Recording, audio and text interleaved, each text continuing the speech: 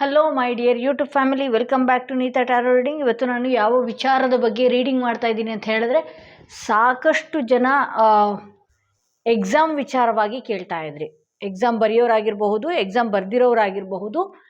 ಆ ಎಕ್ಸಾಮ್ ವಿಚಾರದಲ್ಲಿ ನಾನು ಪಾಸ್ ಆಗ್ತೀನಾ, ಫೇಲ್ ಆಗ್ತೀನಾ, ಅಥವಾ ಎಕ್ಸಾಮ್ ವಿಚಾರವಾಗಿಯೇ ಮಾಡಿ ಅಂತ ಹೇಳಿ ಒಂದಷ್ಟು ಜನ ಕೇಳ್ಕೊಂಡಿದ್ರಿ.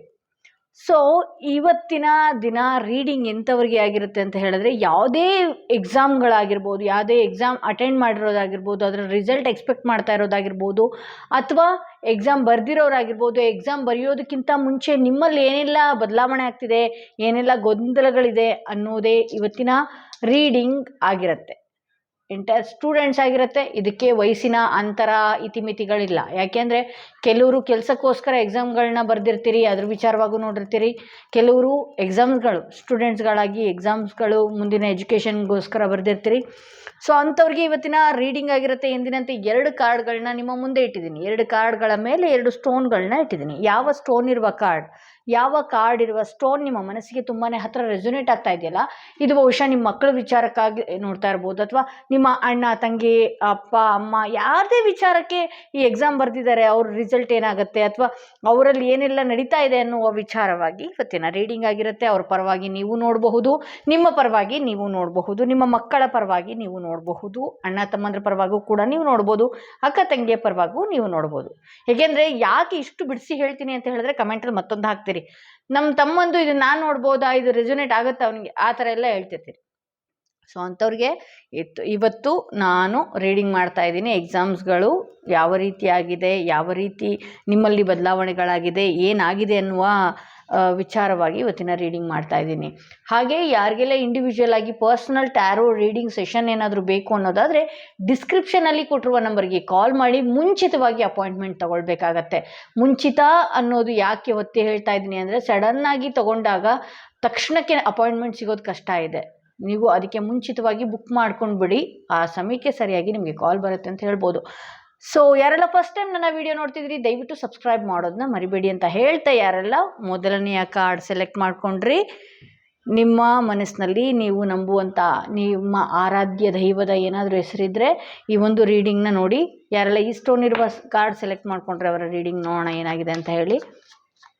ಎಕ್ಸಾಮ್ಸ್ ಏನಾದರೂ ಅಟೆಂಡ್ ಮಾಡಿದರೆ ಆ ಎಕ್ಸಾಮ್ಸ್ ಯಾವ ರೀತಿ ನಡೆದಿರುತ್ತೆ, ಆ ಎಕ್ಸಾಮ್ಸ್ ಅಥವಾ ಇನ್ನೂ ಬರೆಯೋರಿದ್ದರೆ ನಿಮ್ಮಲ್ಲಿ ಏನೆಲ್ಲ ಗೊಂದಲಗಳಿದೆ, ಯಾವ ರೀತಿ ಸರಿಪಡಿಸ್ಕೊಳ್ಬಹುದು ಅನ್ನೋದು ನಿಮಗೆ ಯೂನಿವರ್ಸ್ ಅಂದರೆ ಪ್ರಕೃತಿಯ ಕಡೆಯಿಂದ ಏನು ಸಂದೇಶ ಕೊಡ್ತಾ ಇದೆ, ರೀಡಿಂಗ್ ಟ್ಯಾರೋ ರೀಡಿಂಗ್ ಏನು ಸಂದೇಶ ಕೊಡ್ತಾ ಇದೆ, ಯಾವ ಶಕುನ ನಿಮಗೆ ಕೊಡ್ತಾ ಇದೆ ಅನ್ನೋದು, ಓಕೆ, ಮುನ್ಸೂಚನೆಗಳು ಏನಿದೆ ಅನ್ನೋದೇ ಇವತ್ತಿನ ರೀಡಿಂಗ್ ಆಗಿರುತ್ತೆ. ನೀವು ನಂಬುವ ದೇವರ ಹೆಸರನ್ನ 3 ಬಾರಿ ಹೇಳ್ಕೊಳ್ಳಿ. ಓಕೆ, ನಿಮ್ಮಲ್ಲೇ ಒಂದಷ್ಟು ಕನ್ಫ್ಯೂಷನ್ಸ್ಗಳು. ಈ ರೀಡಿಂಗ್ ಯಾರು ನೋಡ್ತಾ ಇದ್ದೀರಿ, ಪ್ರಯತ್ನಗಳನ್ನ ಪಡ್ತೀರಿ. ಪ್ರಯತ್ನ ಪಡುವಾಗ ಮೈಂಡ್ ಡೈವರ್ಟ್ ಆಗಿದ್ದೂ ಇದೆ. ಎಕ್ಸಾಮ್ಸ್ ಬರ್ದಿರೋರ ಏನಾದರೂ ಆಗಿದ್ರೆ ಪ್ರಯತ್ನ ಪಡ್ತಾ ಎಲ್ಲ ಗೊತ್ತಿರುವ ರೀತಿ ಸೈಲೆಂಟಾಗಿ ಕೂತ್ಕೊಂಡ್ಬಿಡೋದು, ಏನೂ ಅದಕ್ಕೆ ಎಫರ್ಟೇ ಹಾಕಿರಲ್ಲ.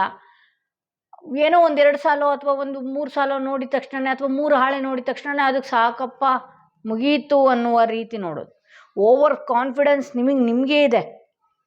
ಹಿಂಗೆ ಎಂಥವ್ರು ಈ ರೀಡಿಂಗ್ ನೋಡ್ತಿದ್ದೀರಿ ಅಂತ ಹೇಳಿದ್ರೆ ಓವರ್ ಕಾನ್ಫಿಡೆನ್ಸ್ ಇರೋರು, ಅದಕ್ಕೆ ಎಫರ್ಟೇ ಜಾಸ್ತಿ ಹಾಕೋ ಆಗಿಲ್ಲ, ಎಲ್ಲ ಬಂದ್ಬಿಡುತ್ತೆ ಅಂತ ಹೇಳ್ಕೊಳ್ಳೋದು. ಅಲ್ಲಿಗೆ ಹೋದ್ಮೇಲೆ ಇನ್ಯಾವುದೋ ರೀತಿ ಆಗೋಗೋದು.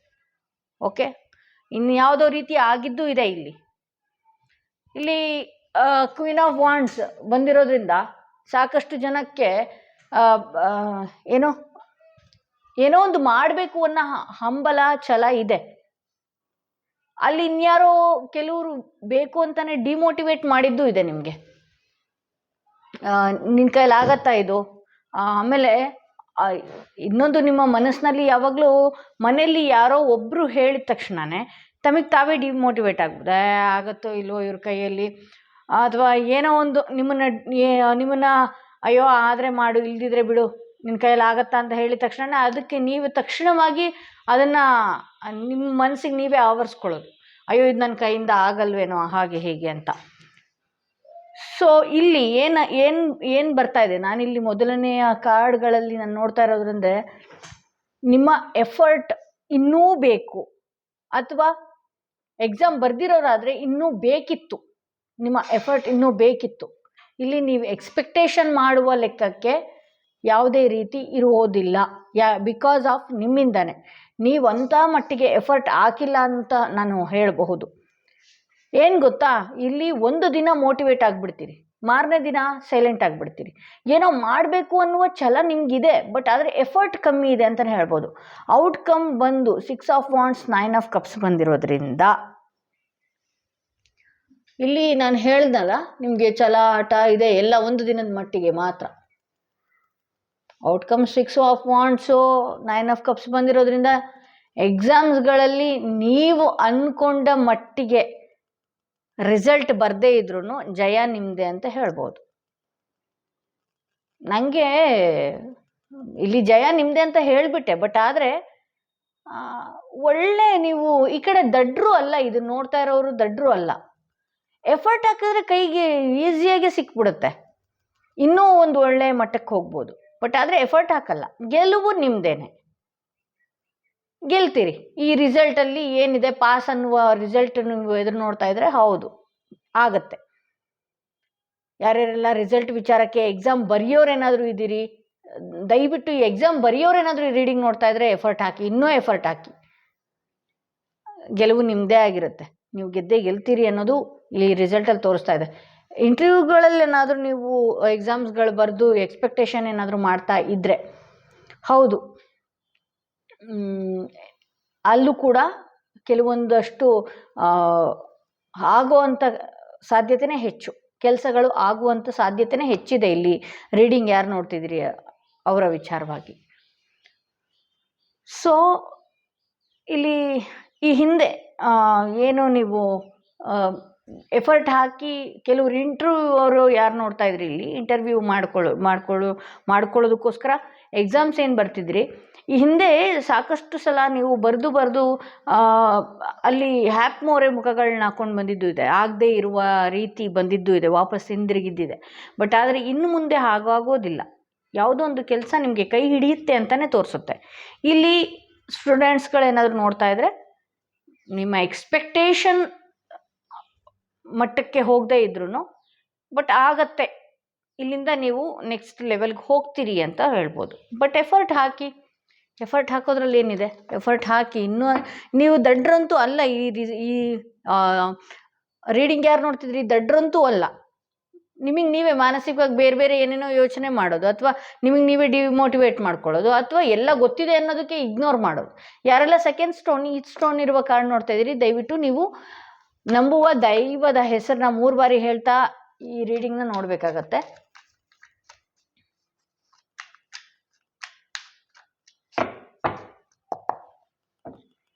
ಯಾರೆಲ್ಲ ಈ ರೀಡಿಂಗ್ ನೋಡ್ತಾ ಇದ್ದೀರಿ, ನೀವು ನಂಬುವ ದೈವದ ಹೆಸರನ್ನ 3 ಬಾರಿ ಹೇಳ್ಕೊಂಡು ಈ ರೀಡಿಂಗ್ನ ನೋಡಿ. ನೀವು ಎಕ್ಸಾಮ್ ಏನಾದರೂ ಬರೆದಿದ್ರೆ ಅದರಲ್ಲಿ ಗೆಲುವು ಇದೆಯಾ, ಎಕ್ಸಾಮ್ ಏನಾದರೂ ಬರೆಯೋರಿದ್ರೆ ಅದಕ್ಕೆ ಸೂಚನೆ ಏನು ಕೊಡ್ತಾ ಇದೆ, ಇಂಟರ್ವ್ಯೂಗೆ ಕೆಲಸಕ್ಕೋಸ್ಕರ ಎಕ್ಸಾಮ್ಸ್ಗಳು ಬರೆದಿದ್ರೆ ಅದು ಕೂಡ ಏನಾಗುತ್ತೆ ನೋಡೋಣ. ತುಂಬ ಎಫರ್ಟ್ ಹಾಕಿರೋರಿದ್ದೀರಿ ಇಲ್ಲಿ, ತುಂಬ ಅತಿಯಾಗಿ ಅದ್ರ ಬಗ್ಗೆನೇ ಎಫರ್ಟ್ ಹಾಕಿ ಅದ್ರ ಬಗ್ಗೆನೇ ಎದುರು ನೋಡ್ತಾ ಇರೋರಿದ್ದೀರಿ. ಎಫರ್ಟ್ಗಳು ತುಂಬ ಚೆನ್ನಾಗಿ ಆಗ್ತಿದ್ರಿ.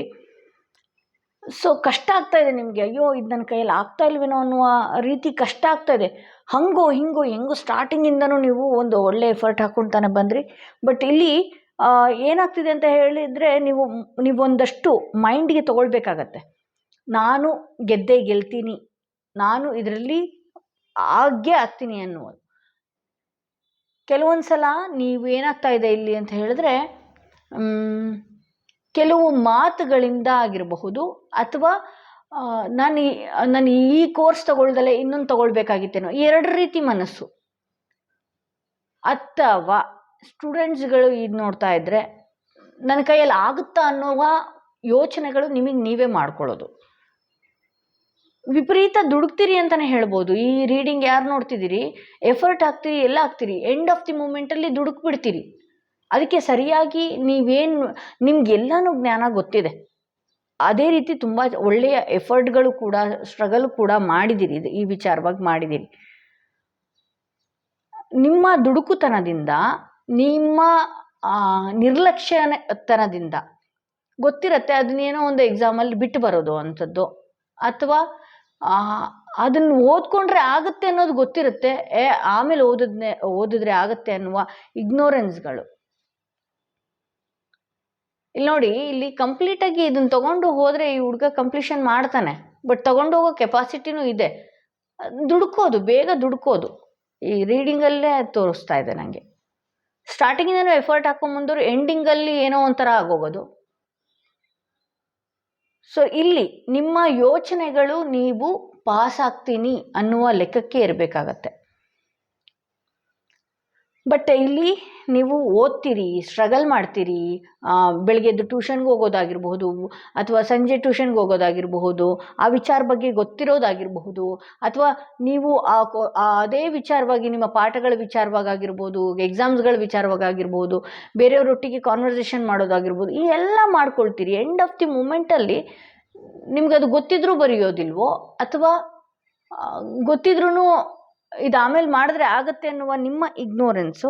ಹಾಗೆ ಇಲ್ಲಿ ಇಂಟರ್ವ್ಯೂಗಳಿಗೋಸ್ಕರ ಯಾರು ನೋಡ್ತಿದ್ದೀರಿ, ಎಲ್ಲನೂ ಗೊತ್ತಿರುತ್ತೆ, ಯಾವುದೋ ಒಂದು ಎಕ್ಸಾಮ್ ಬರೆದ್ರೆ ಆ ಎಕ್ಸಾಮಲ್ಲಿ ನೀವು ಗೆಲ್ತೀರಿ, ಬಟ್ ಆದರೆ ಇದು ಹಂಗೆ ಆಗಲ್ವೇನೋ ಅನ್ನುವ ನಿರ್ಲಕ್ಷ್ಯತನದಿಂದನೂ ಕೂಡ ನೀವು ಕೆಲವೊಂದು ಎಕ್ಸಾಮ್ಸ್ಗಳನ್ನ ನಿಮ್ಮ ನಿರ್ಲಕ್ಷ್ಯತನದಿಂದ ನೀವು ಬಿಟ್ಟಿದ್ದೀರಿ ಅನ್ನೋದು ತೋರಿಸುತ್ತೆ, ಬಿಡ್ತಾ ಇದ್ದೀರಿ ಅನ್ನೋದು ತೋರಿಸುತ್ತೆ. ದಯವಿಟ್ಟು ತುಂಬ ಎಚ್ಚರಿಕೆಯಿಂದ ಇರಿ. ಈ ರೀಡಿಂಗ್ ನೋಡ್ತಾ ಇರೋರು, ಯಾವುದೋ ಒಂದು ಎಕ್ಸಾಮ್ಸ್ ಯಾರೋ ಒಬ್ರು ಹೇಳ್ತಾರೆ ನಿಮಗೆ, ದಯವಿಟ್ಟು ಬಿಡೋದಕ್ಕೆ ಹೋಗಬೇಡಿ. ಅದಕ್ಕೂ ಎಲ್ಲದನ್ನು ಕಂಪ್ಲೀಟ್ ಮಾಡಿರ್ತೀರಿ, ಸಿಗುವಂಥದ್ದನ್ನ ಕೈ ಬಿಟ್ಬಿಡ್ತೀರಿ.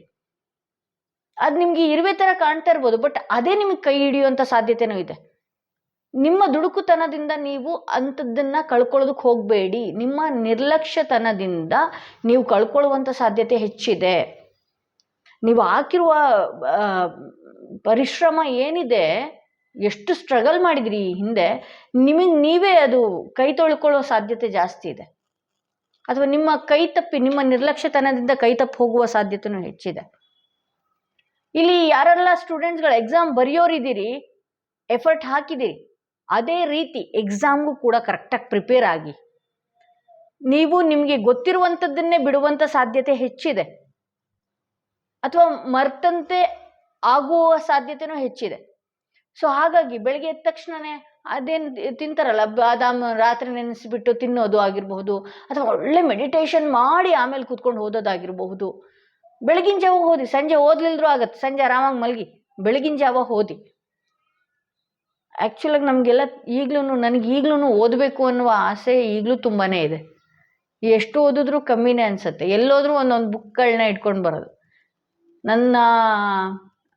ನಾನು ಈ ಮ್ಯಾಗ್ಝಿನ್ಸ್ಗಳಲ್ಲಿ ಏನೇನು ಪೇಪರ್ ಬೇಕಾಗಿದ್ದು ಮಂತ್ರಗಳು ಅದು ಎಲ್ಲ ಏನೇನು ಇರ್ತಿತ್ತೋ ಆಗ ಕಟ್ ಮಾಡ್ತಿದ್ದೆ. ನಾನೊಂದು 8th 9th 10th ಇರುವಾಗ ಆ ಮಂತ್ರಗಳನ್ನ ಕಲಿಯೋದು. ಅದು ಏನಕ್ಕೆ ಹಂಗೆ ಆಗ್ತಿತ್ತೋ ಗೊತ್ತಿಲ್ಲ. ಈಗಲೂ ಅಷ್ಟೇ, ನನಗೆ ಓದೋರು ಅಂದರೆ ತುಂಬ ಇಷ್ಟ, ಓದಿಸ್ಬೇಕು ಅನ್ನೋದು ತುಂಬ ಇಷ್ಟ, ಓದೋದಕ್ಕೂ ತುಂಬ ಇಷ್ಟ. ಹಾಗೆ ಈಗಿನ ಎಫರ್ಟ್ ಏನಿದೆ, ಯಾವುದಾದ್ರೂ ಎಕ್ಸಾಮ್ಸ್ ಬರ್ತಾ ಇದೆ ಅನ್ನುವಾಗ ಆಗಲಿ, ಅಥವಾ ಯಾರಿಂದನಾದರೂ ಸುದ್ದಿ ಕೇಳಿದ್ರಿ ಅಂತ ಹೇಳಿದ್ರೆ ಅದ್ರ ಕಡೆ ಸ್ವಲ್ಪ ಗಮನ ಕೊಡಿ. ನಿಮ್ಮ ಓದಿಗೆ ಖಂಡಿತ ಗೆಲುವು ಇದೆ. ಈ ಸಮಯದಲ್ಲಿ ಒಂದಷ್ಟು ಬೇರೆಯವ್ರ ಮಾತುಗಳು ಕೇಳಿಕೊಂಡು ಗಲಿಬಿಲಿ ಆಗದೆ ಇದ್ಬಿಡಿ. ನಿಮ್ಮ ಓದೋದ್ರ ಕಡೆ ಗಮನ ಕೊಡಿ. ಹೊಸ ಹೊಸ ಐಡಿಯಾಸ್ಗಳೆಲ್ಲ ನಿಮಗಿದೆ. ಈ ಎಕ್ಸಾಮ್ ಮುಗಿದ್ಮೇಲೆ ಅದು ಮಾಡಬೇಕು, ಇದು ಮಾಡಬೇಕು, ಏನೇನೋ ಐಡಿಯಾಸ್ ಇದೆ, ಅದೆಲ್ಲನೂ ಆಗತ್ತೆ. ಕೆಲವೊಂದು ಸಲ ನೀವೇ ಕನ್ಫ್ಯೂಷನ್ಗೊಳಗಾಗ್ತೀರಿ. ಕನ್ಫ್ಯೂಷನ್ ಆಗಬೇಡಿ, ತುಂಬಾ ಸಮಾಧಾನವಾಗಿ ಇರಿ. ಗೆಲುವು ನಿಮ್ಮದೇ ಅಂತ ಹೇಳ್ಬಹುದು. ಎಫರ್ಟ್ ಹಾಕಿದಿರಿ. ಈ ರೀಡಿಂಗ್ ಯಾರು ನೋಡ್ತಿದ್ದೀರಿ, ಅದ್ಭುತವಾದ ಎಫರ್ಟ್ಗಳನ್ನ ಹಾಕಿದಿರಿ. ಏನೋ ಒಂದು ಮಾಡಬೇಕು ಅನ್ನುವ ಸಾಧನೆಯ ಬಗ್ಗೆ ಯೋಚನೆ ಮಾಡಿದಿರಿ. ಓಕೆ, ಸೊ ಇದು ಇವತ್ತಿನ ರೀಡಿಂಗ್ ಆಗಿತ್ತು. ತುಂಬ ಜನ ಕೇಳ್ಕೊಳ್ತಿದ್ರಿ ಎಕ್ಸಾಮ್ ವಿಚಾರವಾಗಿ ಮಾಡಿ ಅಂತ ಹೇಳಿ. ತುಂಬ ಚೆನ್ನಾಗಿ ಬಂದಿದೆ. ಒಂದಷ್ಟು ಗಮನ ಹರಿಸಿ. ಇದು ನಿಮಗೆ ಯೂನಿವರ್ಸ್ ಕೊಡ್ತಿರುವಂಥ ಮೆಸೇಜ್ ಅಂತ ಹೇಳ್ತಾ ಈ ವಿಡಿಯೋನ ಇಲ್ಲಿಗೆ ಮುಗಿಸ್ತಾ ಇದ್ದೀನಿ.